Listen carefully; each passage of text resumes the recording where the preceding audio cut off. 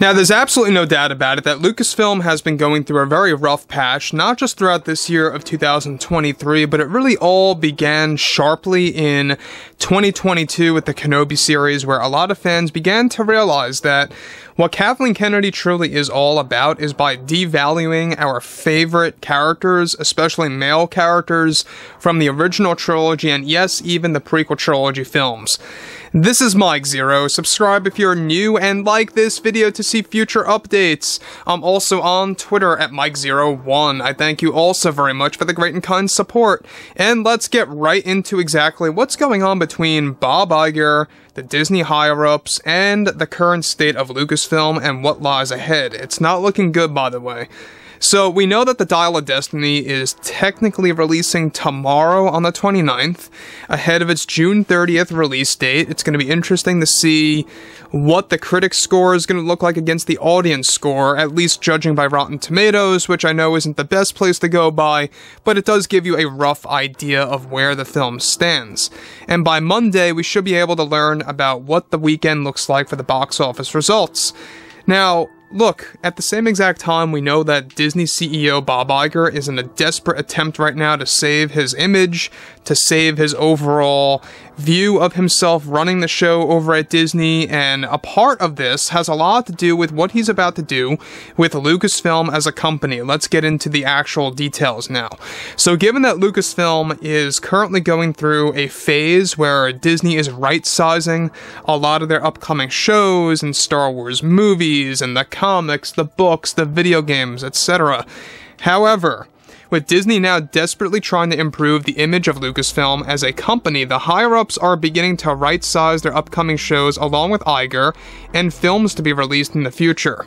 One major decision that Iger recently approved that got the green light by the higher-ups is to cancel a series of Star Wars TV shows for Disney Plus that have either been announced or ones that have never been announced just yet, as well to clean the slate over at Lucasfilm for their Star Wars roadmap. Now, this is said to be a desperate move on Iger's part to focus on quality instead of quantity, with higher budget shows and/or films going into fewer amounts. Not only will many shows and films be cancelled in the process to be replaced with more quality-driven ones, but many employees and creators as well as cast members are also going to be let go from many of the said projects to restructure Lucasfilm as a company to boost its image. Now, this Lucasfilm Purge, essentially, is going to put Disney into a game of hundreds of millions of dollars of loss, if not more, by canceling and changing their roadmap quite drastically. And about this game that a lot of people are seeing it as, is that basically Lucasfilm has been dangling the carrot in front of the fans for a very long time, and it got very old now. And this is almost a similar scenario. We know that they've announced movies, they've canceled others, they've announced shows, they've canceled others. It's a repeat cycle. It is a vicious cycle over at Lucasfilm. The reason why I'm not buying this, about at least how the Disney executives view this plan as restructuring Lucasfilm immediately, is that they're still moving forward with the Rey movie. So what's that all about? Obviously, they don't really know what the fans want and what the fans do not want. Well, basically, in their eyes, what this purge is all about is that it's really all about dwindling down or taking out the unnecessary projects that have the lowest fan interest levels, and they've researched this thoroughly to come to this conclusion somehow, some way, I don't know, but they have. And apparently, we've been talking about this too, is that the Lando series is facing a very big threat from meeting its demise throughout this purge over at Lucasfilm. Let's discuss, and there's a main reasoning behind this. So not only do we know that Donald is very much, of course, going to be held up with everything related to some of the Star Wars projects out there, like the solo spin-off Lando, alright? We know that everything related to that, alright? Given that Donald Glover is very busy with other projects, he can't really work on the Lando show. That's one of the bigger problems. But also, Phoebe Waller-Bridge was reportedly signed up for the Lando show to come back as L3. Let's discuss. Further, on top of this, This is why many of the titles are no longer getting announced at this year's D23 event, at least the movies. One of the other projects that are facing the purge is the Lando series, as this show has been dead in the water for quite some time now, with little to no development, and is only taking up space for other shows to be announced. The plan also was to bring back Phoebe Waller-Bridge in the show as L337, something that Bob Iger now knows is a very weary thing to go about doing after what's been going on with the Dial of Destiny and how Phoebe is an unlikable actress playing unlikable characters and roles. They are also in the process of firing many Kathleen Kennedy loyalists, either on the business spectrum or the creative angle of Star Wars and more. Now, on top of this, Kennedy is described to be desperately trying to put an end to this Lucasfilm purge, with little to no success so far, regardless of many executives being on her side. Iger, too, is desperate to improve his image over at Disney before he plans to move on in 2024. Now, here's another problem.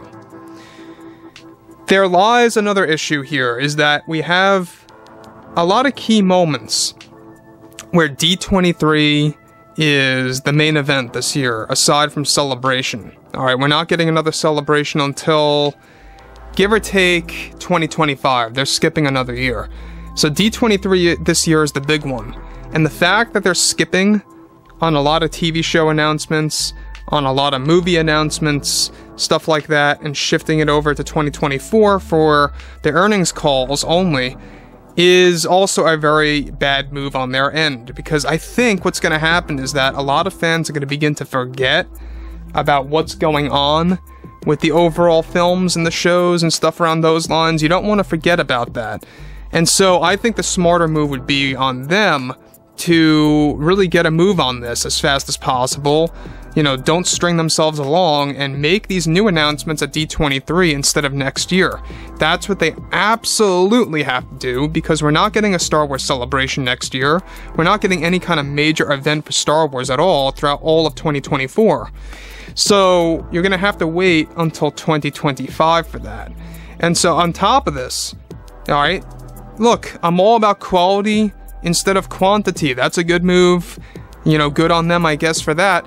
But at the end of the day, too, it's just showing that they're more inconsistent than ever.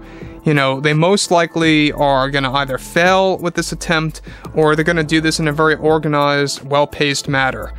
So, I think, at the very minimum, you know, Iger is really trying to get ahead of the game here before the executives fire him, or the higher-ups, I should say, you know, the board, etc. He really wants to boost his image and have some success rates before he's let go, if he meets that time. That's what he's trying to do here, and that's what he's trying to set up as his legacy. So, Galactic Starcruiser closing down by this September was the very bad start for him, and I believe was the final nail in the coffin for Iger's legacy. If you want me to be honest, guys, that's how I see things. But anyways, I would love to hear your take on all of this below in the comments, and if you guys did enjoy the content for today, make sure to drop a thumbs up on this video to support the channel, and I will catch you guys next time.